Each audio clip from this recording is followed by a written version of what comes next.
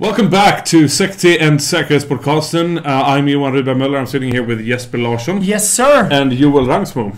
You just came off stage talking about some new tools you've developed for web application hacking, I would say, right? Yeah. Like automating payloads for XSS and CSR for web security issues. Yeah, it's not as much about automating payloads as it's actually getting those payloads deployed, I would say. Okay, yeah. So basically we know that there exists a lot of XSSs and CSRFs and other types of cross-site vulnerabilities out there. Yeah. And we want to use them. And there are already some good payloads like B for Sleepy Puppy. Sure.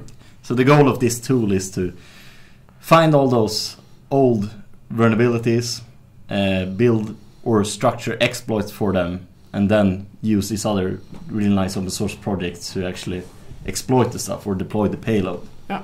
So could you give us a quick rundown of the workflow of your tool? Yeah. So basically you start a tool. It's either a Python API or a CLI tool. If you use the CLI, it's much like you would expect from Metasploit. And when you're there, you start a project or a campaign, and you basically start adding exploits. So are these known exploits, or are these custom exploits, or vulnerabilities rather, that you've found? Well, you could write your own custom exploits, but the idea is to keep a centralized repository, which was the other project that I talked about, XS Exploits, which is like a YAML-based structure where you define how the vulnerability is actually exploited. So it's primarily focused on known issues. Yeah. Mm-hmm. So it could be like an XSS in Jira or some CSR in Confluence. Yeah. Right.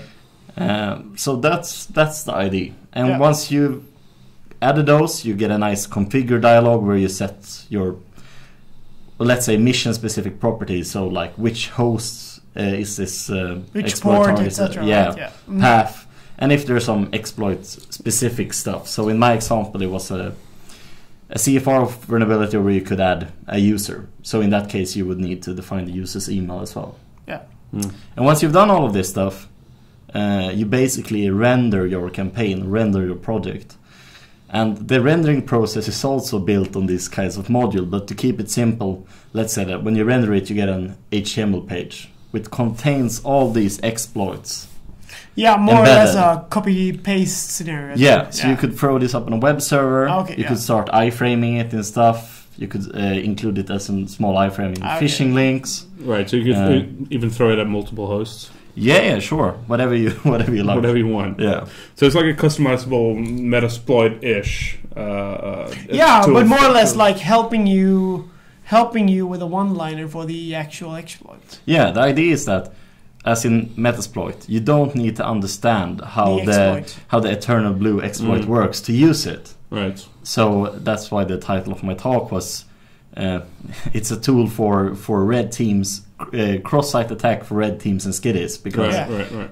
it's basically the concept. Yeah. Okay, cool. So and I've said basically many times, and that's fine. I apologize. But we like basically. Yeah. This is basically what we're doing here. And we're basically talking about basically everything. Yeah. That's basically it. Yeah.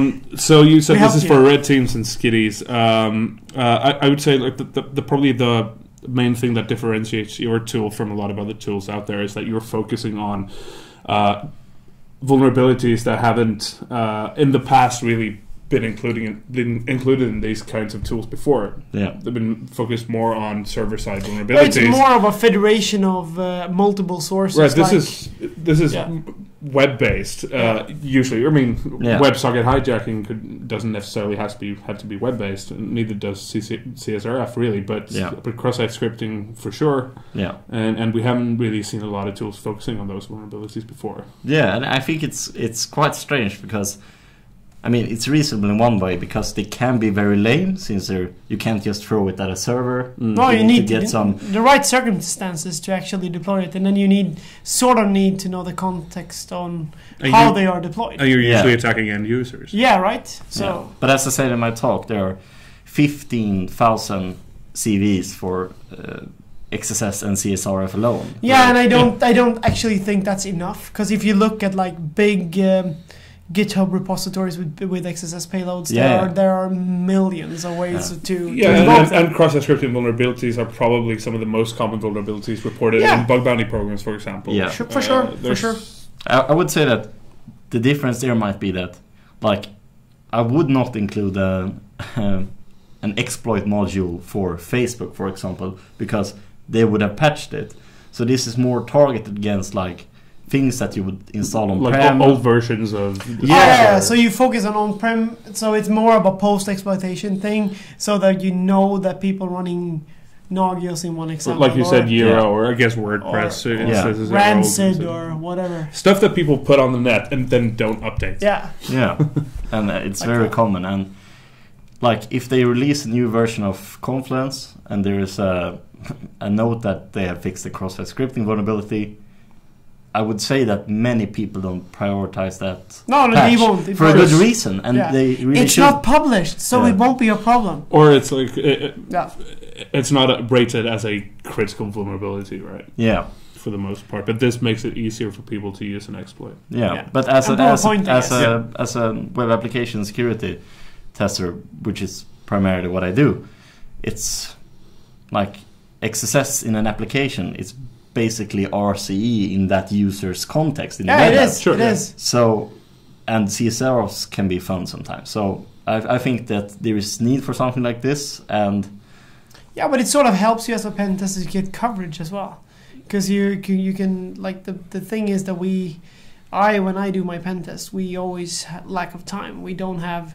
because it's not cost beneficial to you get X number, you get infinite amount of time to hack our application. You get, let's say, 2 weeks maximum for the whole scope, so you need to cover as much as possible. So this is a good way of like streamlining the process. That's what I'm and I would also say that so it's in many cases it's not like economically efficient to exploit stuff, but usually when I write reports, it's like, we have this vulnerability here, and if there is a case where there is already a publicly known, like publicly available exploit, that kind of raises the customers the customers need to fix that. Well, the risk gets higher the more people know about it. So even if you don't actually use it, I think it could be good as a motivational thing that, if someone would send this, if someone would run free commands. Well, it's kind of like Metasploit, right? As soon as a zero day gets dropped or a new exploit is in the wild, it's on Metasploit immediately, and then people have to patch their systems because script kiddies are going to be using it, right? It's going to be easy access, of course. So I guess that's a motivational tool, like you mentioned. But I think that, like, I noticed from when I was doing this work, because, as I said, it's two projects. It's this tool and it's this format for packaging them. And the idea is that they shouldn't be too tightly tied together, so you could write a new tool that uses this in the future, or if you would include it in Nessus or something. So I've looked at a lot of CVs for cross-site type vulnerabilities, and I don't think it's the same crowd that researches these as other, because it's usually very poor reported items. They say like, somewhere in this there is a problem. So it's actually quite fun, like if you're a student, or if you're just like doing this kind of stuff in your spare time, to look at the CVs and try to like figure out what the actual vulnerability is and how you can. I've looked at a few of those. It's like, all right, there's a cross-site scripting vulnerability somewhere in this application. And if you're lucky, there's like, it's a URL parameter called this, and like, okay, I've never used this application before. Where is the Let's go parameter find used? it. So, that's great. Where can people find your tool? It's up on GitHub. I realized that I haven't actually pushed the latest version, so there's probably some very embarrassing ugly hacks in there, but it's at github.com/doctor hyphen love, so doctor spelled out, /kcross, and that's K-cross with a K. Another repository as at the same GitHub, but it's called XS_exploits. So that's Dr-love at GitHub. So then we have, I guess, time for more shameless plugs. Where can we find stuff that you do? Do you have a Twitter handle? Well, I don't really do social media much. I try to stay away from it. Good one. But, I have a blog which I've like updated 4 times in the last 10 years. So if you want to send people there, now is your chance. It's at radartatska.se.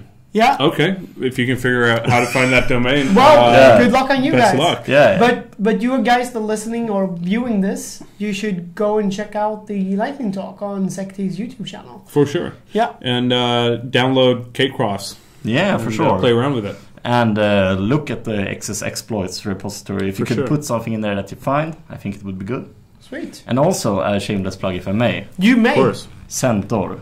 A great place to work. Oh shit! All right, they brainwashed the staff pretty good. Obviously. Yeah. All right. Good. Well, shout out to Centaur. I guess. Centaur, I guess you're doing good work. Cheers. We'll see you guys soon, and if not on the floor, then on the nets. Yeah. That's it for now. Thank you again, Joel. You're welcome. Thank you for taking time.